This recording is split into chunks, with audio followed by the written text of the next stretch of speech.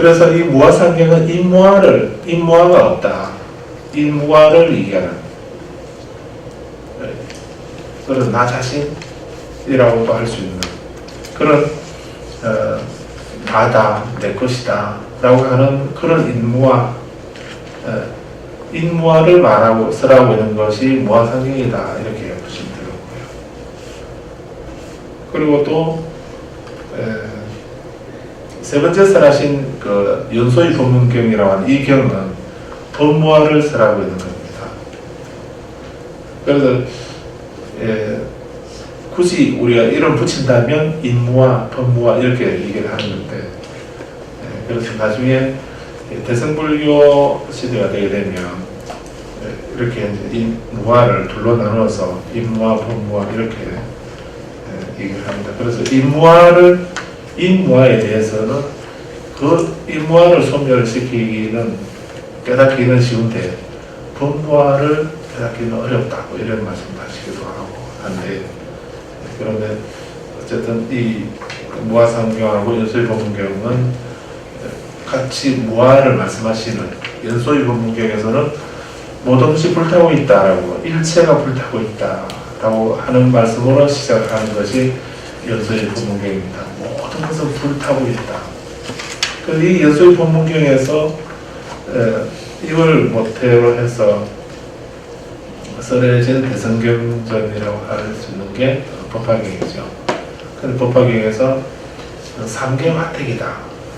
삼계화택이라고 해서 온 세상이 불타고 있다. 삼계가 불타고 불난집과 같다. 삼계무안, 삼계가 편안하지 않은 것이 유효화택, 마치 불난집과도 같다 이렇게 말씀하는 그게 법화경 그 비유품에서 말씀하는 그 화택의 비유인데 그래서 그 화택의 비유 그 말씀의 그 근거가 연소의 법문경에서 있다라고 볼 수 있습니다. 그래서 일체가 불타고 있다. 모든 것이 불타고 있다. 어떤 불이 타고 있는가? 시각이 불타고 있고 형상도 불타고 있고 시도 불타고 있고 시각 접촉도 불타고 있고 시각 접촉을 조건으로 생겨나는 즐겁거나 괴롭거나 즐겁지도 괴롭지도 않은 느낌 그것도 불타고 있다 이렇게 말씀하는 거예요. 그렇게 말씀하시면서 아리비설신이 색성행 미촉법 육근, 육경, 육식 모든 게 불타고 있다라고 이렇게 말씀하는 경이 연소의 법문경입니다. 그렇다면 그러기 위해서 무아상경에는 75페이지 보면 물질은 내가 아니다. 물질은 내가 아니기 때문에 만약에 이 물질이 나라고 한다면 물질이 나라고 한다면 이 물질에 병이 들 수가 없고 물질은 우리 육체를 말하죠. 육신을 말하는데 그래서 이 육신이 내 몸이 내 거라고 한다면 이 물질에 병이 들 수가 없고 또 나의 물질은 이렇게 되어라 이렇게 되지 말라라고 물질에 대해서 말할 수 있다. 그래서 이 몸에 대해서 내 몸 보고 병들지 마라, 늙지 마라, 죽지 마라 이렇게 말할 수 있다. 만약에 이 몸이 내 몸이라면 내 몸이거나 이 몸이 나라고 한다면 또 내 거라고 한다면 우리는 이 몸에 대해서 이 물질에 병이 들 수가 없다. 왜냐하면 누구도 물질에 병들기를 원하지 않을 거니까. 그리고 또 몸에 대해서 이렇게 되라 저렇게 이렇게 되지 말라 이렇게 말할 수 있는 거예요. 내 몸이고 내 거니까요. 불자님의 그 자다 나무 다리 긋듯이 가려면 내 다리에 가려운데 근데 남의 다리 막 걸으면서 아무리 걸고 봐도 내 다리가 시원해지니까 그러지 않잖아. 내 다리니까 내 다리를 내가 흔들 수도 있겠지만 그런데 내 몸이니까 내가 이 몸에 대해서 이렇게 되라 이렇게 되지 마라 이렇게 할 수 있는 거는 내 몸이니까 그래 할 수 있는 거죠. 그런데 물질은 내가 아니다. 이 몸이 어떻게 나인가? 왜냐하면 내가 아니기 때문에 물질의 몸에 병이 들 수가 있다. 그리고 이 몸에 대해서 물질에 대해서 이렇게 되라 이렇게 되지 말라라고 물질에 대해서 말할 수 없다는 거예요. 아무리 그렇게 병들지 마라 해도 얘는 병들고 늙지 마라 해도 늙고 죽지 마라 하는데도 죽고 이렇게 하는 거 보면은 이 몸은 내가 한 일이고 내 것이 아니다는 그 말씀을 그렇게 눈, 귀, 코, 혀, 몸, 마음까지 다 이렇게 설하고 있는 경이 바로 무아상경입니다. 그래서 여기서는 무아상경에서는 인무아를 설한다 이렇게 말하기도 하고 또 연설법문경에서는 분무아를 설하고 있는 경이다 이렇게 말하게 되죠. 여기까지 이렇게 말씀드리고요. 그래서 우리 원엄지송이라고 하는 것은 그렇게 팔만대장경 가운데에 그 가장 중요한 이 세 가지 경, 첫 번째, 두 번째, 세 번째 설하신 경전은 우리가 평소에 그 천수경이나 다자신경이나 다른 경전도 외우기도 하겠지만 이 세 가지 경은 가장 중요한 경입니다. 그래서 이 세 가지 경은 불자님들이 매일 한 번씩 바꿔가면서 오늘 초전법문경 읽으시면 내일은 무아상경, 그다음 글귀에는 연설법문경 이런 식으로 바꿔가면서 계속 독서하시게 됩니다. 부처님은 최초의 말씀, 두 번째의 말씀, 원음을 읽는다 이렇게 생각하시면 돼요. 그래서 옆에 발리어로도 읽을 수 있도록 음을 붙여놔서 이것도 이게 원음이긴 하지만 근데 이 발리어보다도 더 중요한 거는 그 혀 안 돌아가는데 억지로 하려는 거죠.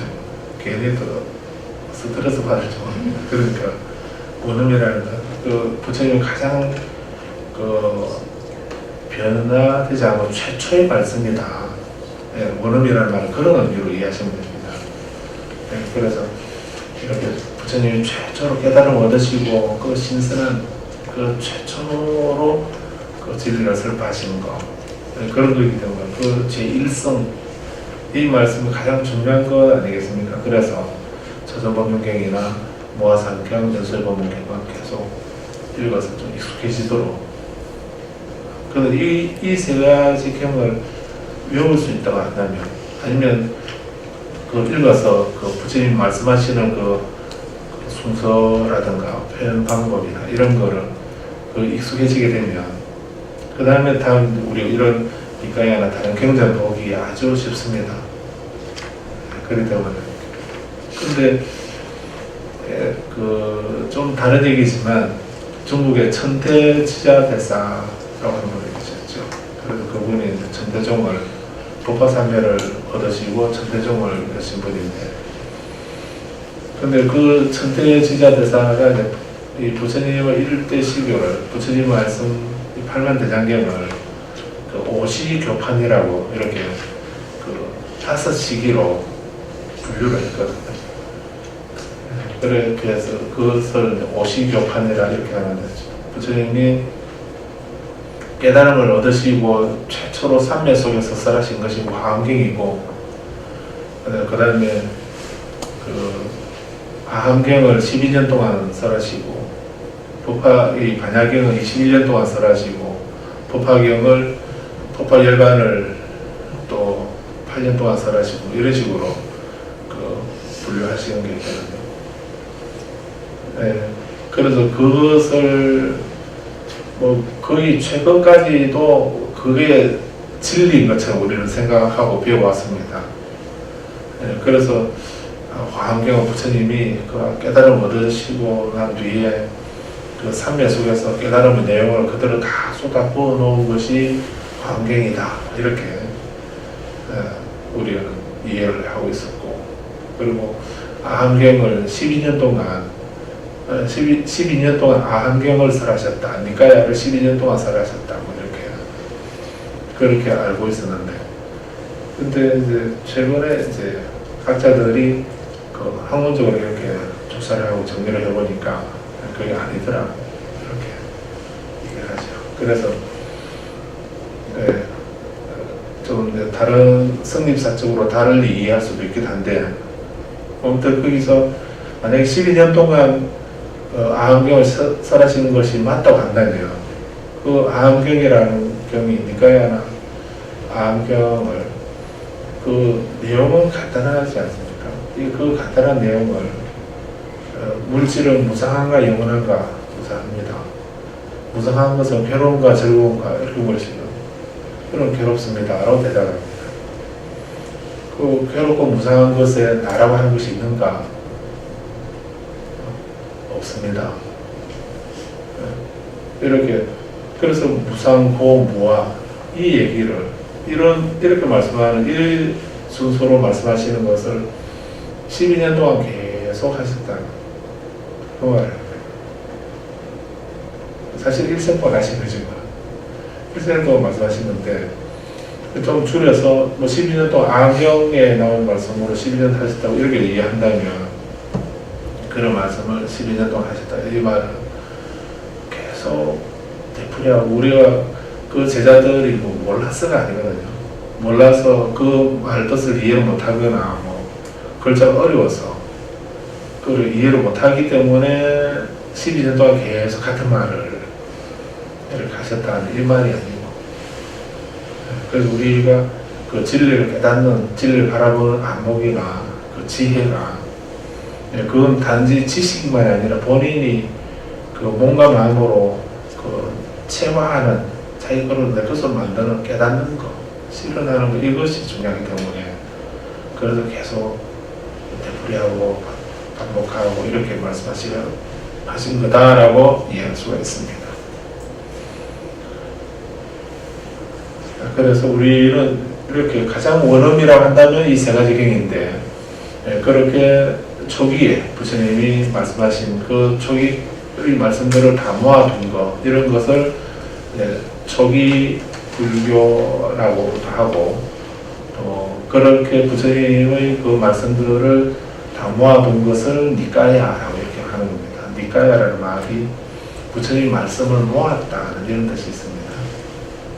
그래서 경전이라는 의미가 있고, 그래서 부처님 말씀을 전부 다 진리에 대해서 말씀하신 것을 다 모아둔 것, 이런 의미로 니까야 이렇게 말하는 거예요. 그 말씀 가운데 좀 양이 긴 것을 디가니까야 이렇게 하고, 그래서 한문으로는 길장자 써서 장안경 이렇게 하는 겁니다.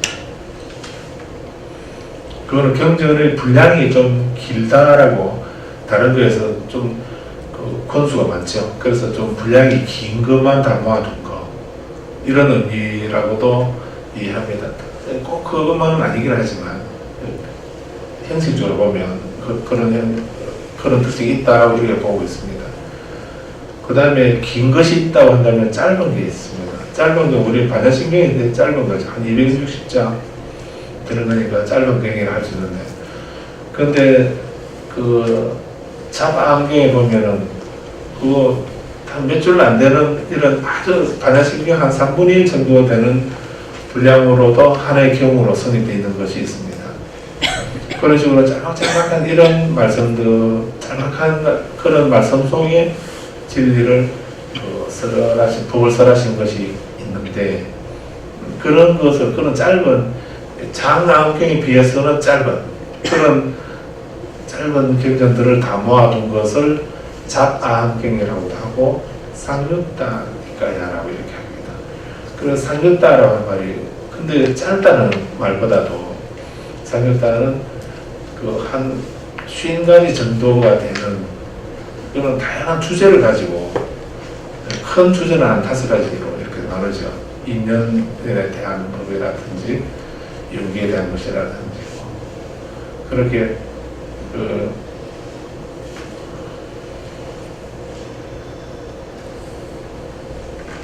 그래서 지금 우리 번역되어 있는 걸 보게 되면은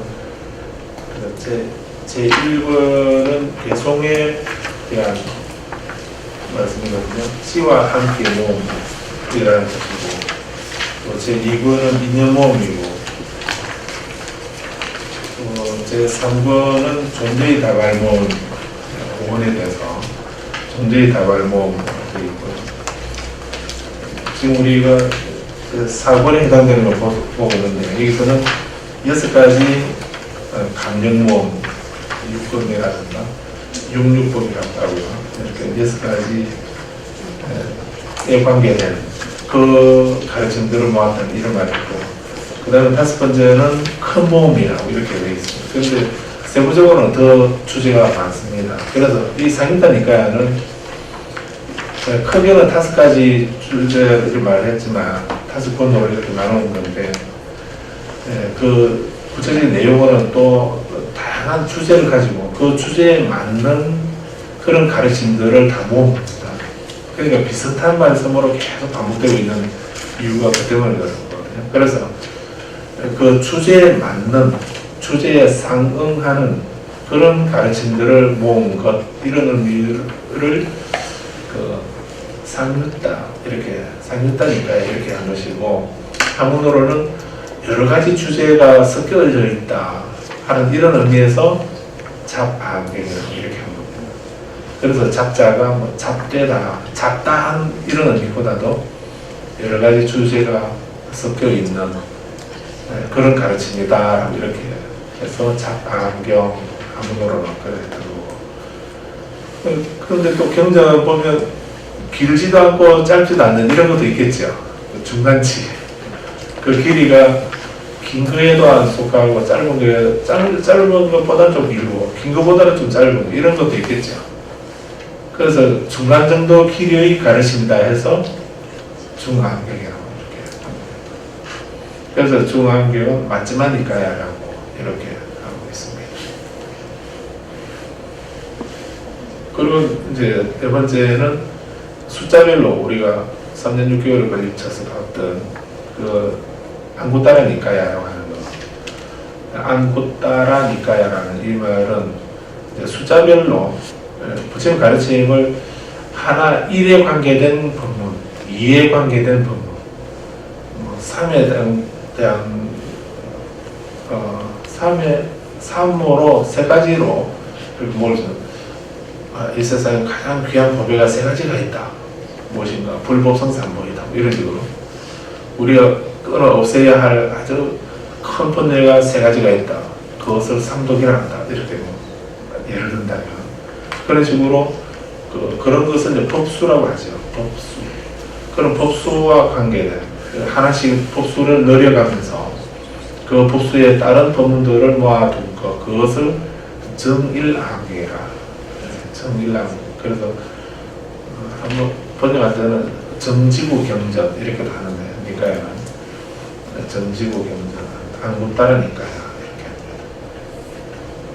그런데 이런 분류는 이제 정확하진 않고요. 근데 경전의 형식이나 이런 거를 봤을 때 그렇게 나누는 것이고, 실제 내용상으로 보게 되면 그렇게 그 장암경은 주로 부처님의 전기라든가 또 부처님 일생에 관계된 어떤 전기와 같은 이 세계가 어떻게 이루어져 있었고 어떻게 탄생했고 또 뭐 하는 이런, 또 부처님이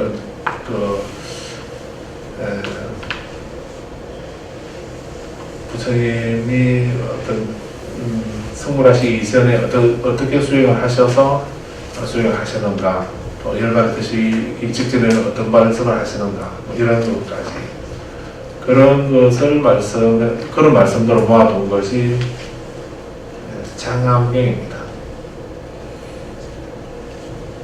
그 다음에 중암경은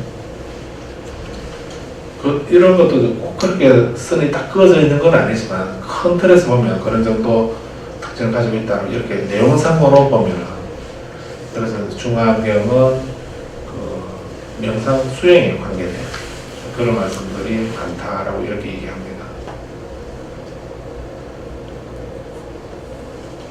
그래서 이 엔솔로지도 중암경은 그 명상의 바다든가 뭐 이렇게 있을 겁니다. 그리고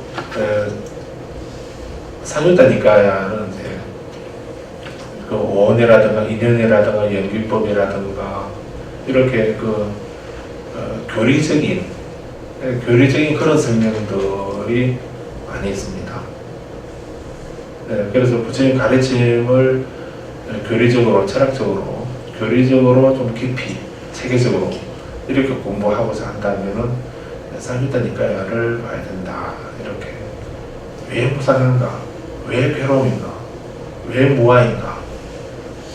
인연이란 뭔가, 연기란 뭔가? 이렇게 그렇게 이제 가르치는 내용적인 이런 입장에서 말씀하고 있는 것이 삼일다 니까야이고, 거기에 비해서 이제 마지막으로 아무따나 니까야라고 하는 정지보경전, 그것은 이제 숫자별로 법문을 모은 이런 형식적인 틀도 있긴 하지만은 출가자도 해당되지만 특히 재간사들이 일상생활에서 그 명상 수행을 할 수 있는 이런 가르침들을 많이 모아두고 있는 것입니다. 그래서 우리 일상생활에서 부처님 가르침을 실천하면서 생활할 수 있는, 수행할 수 있는 이런 말씀들이 어떤 것이 있을까 하는 이런 생각을 가지고 경전을 보려고 한다면 아무따나 니까야를 보시면 많이 도움이 되는 그런 특징을 가지고 있습니다. 자, 그렇게 니까야를 이해하시면 되겠는데, 그중 지금 우리는 삼일다 니까야를 보고 있고, 오늘은 385페이지 비파 소리와 같은 말을 몸 안에서 발견할 수 있을까 하는 질문을 보겠습니다. 한번 읽어보시겠습니다.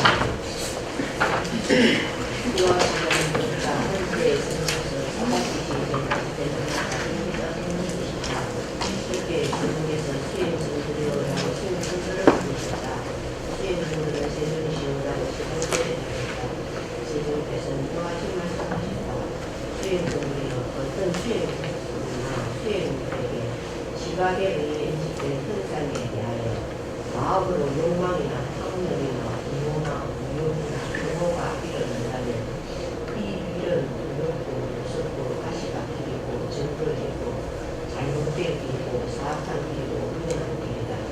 이들은 참사람이 아닌 사람이 의지하는 길이며 산사람이 의지하는 길이 아니다. 그들은 여기 적하가 살다라고 보더라도 마음을 제어해야 한다. 이런 방식으로 시각에 의해 현상에 대하여 마음을 제어해야 한다. 예.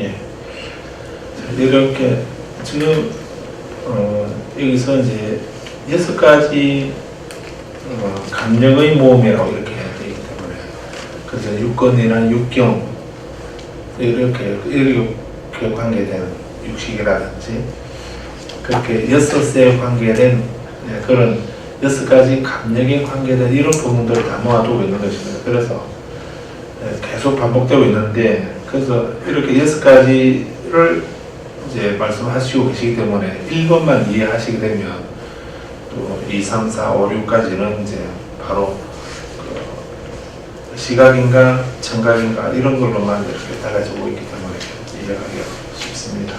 그런데 여기서 이제 지금 말씀하시기를 수행성이나 수행여에게 시각에 의해 인식되는 형상에 대하여 마음으로 욕망이나 탐욕이나 분노나 미혹이나 혐오가 일어난다면 이렇게 했습니다. 수행성이나 수행여에게 이렇게 되는데, 그래서 무슨 말인가 하면 수행성이라는 말은 이제 이렇게 이건 그 번역어라고 이렇게 이해하시면 됩니다. 그래서 이 번역해서 수행성, 수행여 이렇게 번역한 건데, 원어는 그 수행성은 비구라는 말입니다. 수행여라는 말은 그 비구니를 수행여라고 이렇게 번역한 겁니다. 그 잘못 번역한 게 아닌가 이렇게 생각하기도 하고 또 그렇게 말한 분들도 있기도 한데, 이건 번역어라고 이해하시면 됩니다. 비구나 비구니는 원어고, 원어로 비구 또는 비구니 이렇게 하는 것이고, 이걸 우리말 번역한다면 그 비구를 수행성이라고 번역하고 비구니 스님을 수행자로 이렇게 번역했다라고 이렇게 이해하시고 보시면 되겠습니다. 자, 이렇게 그 수행자들에게 시각에 의해 인식되는 형상에 대해서, 그래서 우리가 이제 눈으로 어떤 형상을 보게 될 거고 귀로 소리를 듣게 되겠죠. 이렇게 우리 감력으로서 그 인식 주체로서 어떤 아니비설신이 6가지 있게 되고, 또 그 대상으로서 색성경 미처법이라고 하는 그 6가지 대상이 있게 되죠. 그런데 예를 들어서 시각에 의해서 인식되는 형상에 대해서 형상을 시각으로 눈으로 형상을 바라보면서 마음으로 욕망이나 탐욕이나 분노나 미혹이나 혐오가 일어난다면, 그래서 우리는 보면 눈으로 뭔가 대상을 형상을 보면은 보기만 합니까? 본 김에. 근데 부처님은 보기만 하라고 하는데 우리는 본 김에 여러 가지 일을 하지요. 이게 문제인 겁니다. 그래서 우리가 수행하는 거는 그냥 볼 때는 보기만 하자, 들을 때는 듣기만 하자, 그 연습하는 게 수행입니다. 수행이라 할 수 있습니다. 근데 우리는 그건 아무나 되는 게 아니고 정말 많은 수행에 따라야 되는 것이긴 한데, 그래서 우리는 많은 사람, 보통 사람들은 시각에 의해서 인식되는 형상에 대해서 마음으로 딱 보면은 마음속에 보는 순간 욕망이 일어나거나 탐욕이 일어나거나 분노가 일어나거나 미혹이나 혐오가 일어난다 하는 거죠. 그러면 욕망이나 탐욕이나 분노, 미혹, 혐오가 무슨 말인가 밑에 줄을 한번 보십시오. 부담보사 의사가 주석해 놓은 거 보면 욕망은 새로 일어난 약한 가래이다. 탐욕은 반복해서 일어나는 강한 가래다. 욕망이나 탐욕이 가래에 의해서 일어나는데, 욕망은 새로 일어나는 약한 가래이고 탐욕은 강한 가래다. 반복해서 일어나는 강한 가래가 욕망에서 탐욕으로 이렇게 강화된다는 얘기죠. 분노는 새로 일어나는 약한 분노이고, 미혹은 분노이고, 혐오는 반복해서 일어나는 강한 분노다. 이렇게 주석을 하고 있습니다. 그래서 욕망과 탐욕, 분노, 미혹, 혐오가 일어난다면은 이 길은 두렵고 무섭고 가시밭 길이고 정글이고 잘못된 길이고 사악한 길이고 위험한 길이다. 이 길은 참 사람이 아닌 사람이 의지하는 길이고 참 사람이 의지하는 길이 아니다. 그들은 그들은 여기에 적합하지 않다라고 그들로부터 마음을 제어해야 된다. 이런 방식으로 시각에 의해 인식되는 형상에 대해서 마음을 제어해야 된다. 무슨 말씀입니까? 이해는 되십니까? 우리가 그러니까 어떤 형상을 보게 되면 그 보게 되면은 보는 순간 욕망이 일어나거나 탐욕이나 분노나 미혹이나 혐오가 일어날 것인데, 그런 마음이 일어나면은 그냥 그 일어나는 대로 끄달려가거나 휩쓸가면 안 되고, 그러면은 또 다른 번대로 진행되고 악화되는 것이기 때문에, 그래서 그런 것을 일어나는 걸 보게 되면 이렇게 내가 욕망이나 탐욕이나 분노, 미혹, 혐오를 일으키게 되면 다른 어떤 괴로움으로 또 진행되고 원인을 지어서 진행되는 것이기 때문에 이거는 두렵고 무섭고 가시밭 길이다. 이건 정글이고 잘못된 길이다. 사악한 길이고 위험한 길이다. 그래서 여기에 이걸 내가 보면서 여기에 욕망이나 탐욕이나 분노, 미혹, 혐오를 일으키면 안 된다. 그렇게 일으키게 되면 나에게 더 두렵고 무섭고 가시밭 길, 그런 정글이고 잘못된 길로서 이거는 사악한 길이다. 이게 위험한 길이다. 그런 윤회를 하게 만들고 나에게 괴로움이 일어나게 만들고 고통이 생기게 만드는 이런 일이기 때문에 그래서 이렇게 이런 마음을 일으켜서 내가 바라보고 이렇게 하는 것은 이건 참 사람이 아닌 사람이 의지하는 길이다. 이건 세상 사람들이 범부들이 하는 그런 길이다. 참 사람이 의지하는 길이 아니다. 참 사람이 아닌 사람, 그런 사람들이 의지하는 길이지 참 사람이 의지하는 길이 아니다. 나는 여기에 집착해서는 안 되겠다, 안 된다라고 이런 생각을 하라는 것입니다. 그렇게 하게 되면은 내 마음속에 욕망이나 탐욕이나 분노나 미혹이나 혐오 이런 것이 그런 것을 줄이고 없앨 수가 있게 되는데 그에 대해서 새로 일어나는 약한 그런 가래로서 욕망을 일으켜 가지고 또 반복해서 일어나는 강한 가래로서 탐욕을 내거나 분노를 하거나 미혹이나 혐오를 가지게 된다면 그것이 원인이 되어서 또 다른 나에게 고통과 괴로움을 낳게 되는 또 키워가는 이런 요인이 된다는 것입니다. 그래서 우리는 어떤 눈으로 형상을 볼 때 그냥 보기만 하면 괜찮은데 이런 5가지 마음들이 일어나게 되면 이렇게 하게 되면 나에게 이것은 그냥 사악한 길이고 위험한 길이다 라고 하면서 알아차리면서 그런 마음들을 없애도록 마음을 제어해야 된다는 가르침입니다. 눈으로 볼 때 그렇게 한다면 우리 또 귀로 듣는 건 또 어떻게 할 것인가? 귀로 듣는 소리를 들을 때도 듣는 것에 대해서 이렇게 마음을 제어해야 된다라고 하는 것이 두 번째입니다. 자, 두 번째 읽어보겠습니다. 어떤 수행성이나 수행자들에게 생각에 의해 인식되는 소리에 대하여 마음으로 욕망이나 탐욕이나 분노나 미혹이나 혐오가 일어난다면 이 길은 두렵고 무섭고 가시밭길이고 정거리고 잘못된 길이고 사악한 길이고 위험한 길이다. 이 길은 사람이 의지하는 길이며 참사람이 의지하는 길이 아니다. 그대는 여기에 적합하지 않다라고 그것들로부터 마음을 제어해야 한다. 이런 방식으로 생각에 의해 인식되는 소리에 대하여 마음을 제어해야 한다. 그래서 이렇게 그런 것을 알고 이것은 그대는 거기에 적합하지 않다라고 그것들에서 마음을 제어해야 된다.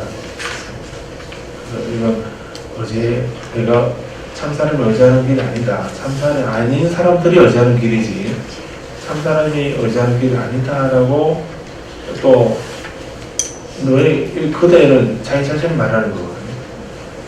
내가 자기가 자기 자신에게 그대는 여기에 적합하지 않다라고 이렇게 본인이 알아차려야 여기서 벗어날 수가 있고 떠날 수가 있는 거죠. 그러지 않고 그냥 보는 대로 가래가 일어나는 대로 분노가 일어나는 대로 그렇게 끄달려 버리고 표출되어 버리게 되면 그것이 원인이 되어서 더 큰 괴로움으로 고통이 자기에게 되돌아오는 거죠. 소리가 그렇듯이 세 번째는 냄새에 대해서 말씀하고 있습니다. 세 번째 보겠습니다.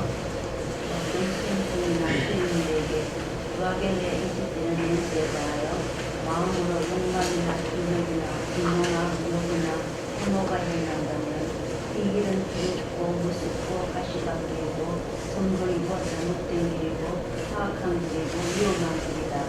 이 길은 참사람이 아닌 사람들이 의지하는 길이며 참사람이 의지하는 길이 아니다. 그대는 여기에 적합하지 않다라고 그것들로부터 마음을 제어해야 한다. 이런 방식으로 국가계의 인식되는 냄새에 대하여 마음을 제어해야 한다. 그다음 네 번째. 어떤 수행성이나 수행녀에게 미각에 의해 인식되는 맛에 대하여 마음으로 욕망이나 탐욕이나 분노나 미혹이나 혐오를 일으킨다면 이 길은 두렵고 무섭고 가시밭길이고 정글이고 잘못된 길이고 사악한 길이고 위험한 길이다. 이 길은 참사람이 아닌 사람이 의지하는 길이며 참사람이 의지하는 길이 아니다. 그대는 여기에 적합하지 않다라고 그것들로부터 마음을 제어해야 한다. 이런 방식으로 미각에 의해 인식되는 맛에 대하여 마음을 제어해야 한다. 그다음 다섯 번째는 촉각에 대해서 말씀하십니다. 어떤 수행성과 수행에게 촉각에 의해 인식되는 감촉에 대하여 마음으로 욕망이나 탐욕이나 분노나 미혹이나 혐오가 일어났다면 이 길은 두렵고 무섭고 가시밭길이고 정거리고 잘못된 길이고 사악한 길이고 위험한 길이다. 이 길은 참사람이 아닌 사람이 의지하는 길이며 참사람이 의지하는 길이 아니다. 그대는 여기에서 가지 않다라고 그것들로부터 마음을 제어해야 한다. 이런 방식으로 촉각에 의해 인식되는 감촉에 대하여 마음을 제어해야 한다. 그다음 여섯 번째. 어떤 수행승이나 수행녀에게 정신에 의해 인식되는 사물에 대하여 마음으로 욕망이나 탐욕이나 분노나 미혹이나 혐오가 일어난다면 그것으로부터 이 길은 더럽고 무섭고 가시밭길이고 정글이고 잘못된 길이고 사악한 길이고 위험한 길이다. 이 길은 참사람이 아닌 사람이 의지하는 길이며 참사람이 의지하는 길이 아니다. 그대는 여기에 적합하지 않다라고 그것들로부터 마음을 제어해야 한다. 이런 방식으로 정신에 의해 인식되는 사물에 대하여 마음을 제어해야 한다. 그래서 여기서 이제 그 눈으로 보는 거나 귀로 듣는 거나 그런 냄새 맡는 것, 또 혀로 맛을 보는 것, 또 몸으로 촉감을 느끼는 것. 그리고 여섯 번째는 그 정신을 위해서 사물에 대해서 마음을 일으키는 것을 말하고 있는데, 그럴 때마다 중요한 것은 알아차리는 거죠. 본인이 이 길은 두렵고 무섭고 가시밭길이다. 정거리고 잘못된 길이고 사악한 길이고 위험한 길이다. 이 길은 참사람 아닌 사람이 의지하는 길이고 참사람이 의지하는 길이 아니다. 그대는 여기에 적합하지 않다라고 이렇게 알아차려야만 거기에서 싫어하고 떠나고 버리고 떠날 수 있는 그런 지혜가 생겨나는 것이죠. 그렇기 때문에 매 순간 들을 때, 볼 때 이렇게 그런 경우마다 이렇게 알아차리는, 그렇게 해야만 그렇게 마음을 제어해야 된다라고 이렇게 말씀하고 있습니다. 네 번째부터는 이제 이 말씀들을 비유로서 말씀해 주고 계십니다.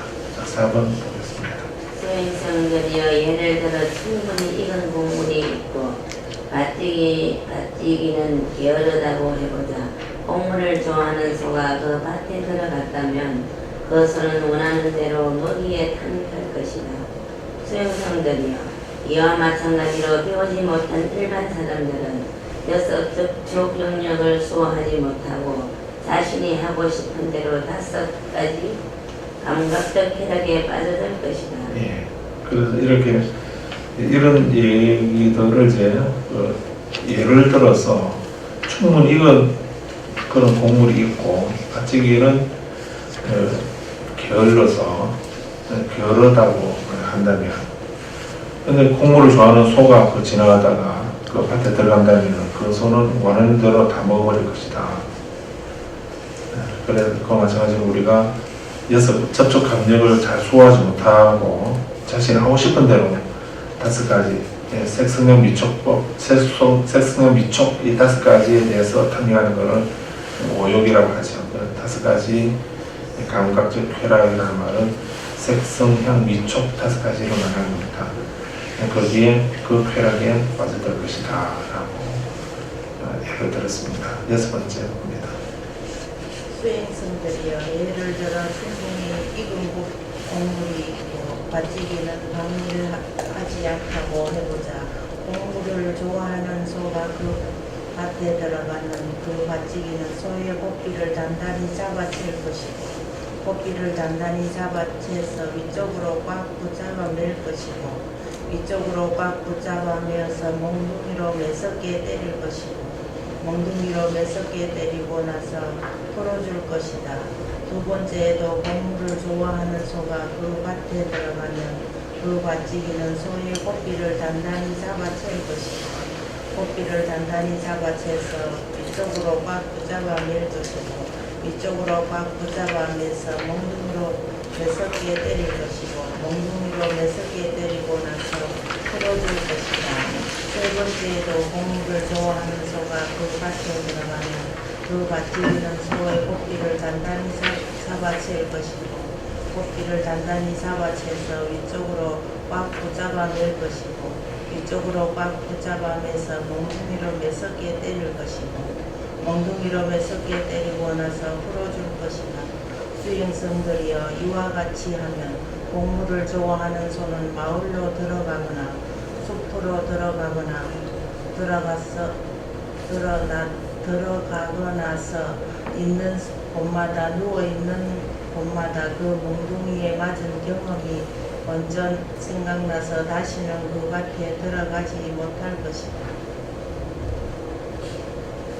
수행성들이여 이와 마찬가지로 수행성의 마음도 여섯 접촉 영역에서 바로 제어되고 잘 제어되어 안으로 확보하고 완성되고 통일되고 집중하게 될 것이다. 네, 그래서 만약에 그 밭지기가 이제 겨르게 되면 그 자기가 혹시 그 밭에 소가 들어가서 곡물을 다 먹어 치워버리고 이렇게 할 텐데, 그런데 만약에 그 밭지기가 방해하지 않고 방해하지 않다는 말, 겨르지 않다는 말이죠. 그래서 곡물을 좋아하는 소가 그 밭에 들어가면은 그 밭지기는 아주 다양한 방법으로 단단히 잡아매고 꽉 붙잡고 몽둥이로 매섭게 때리기도 하고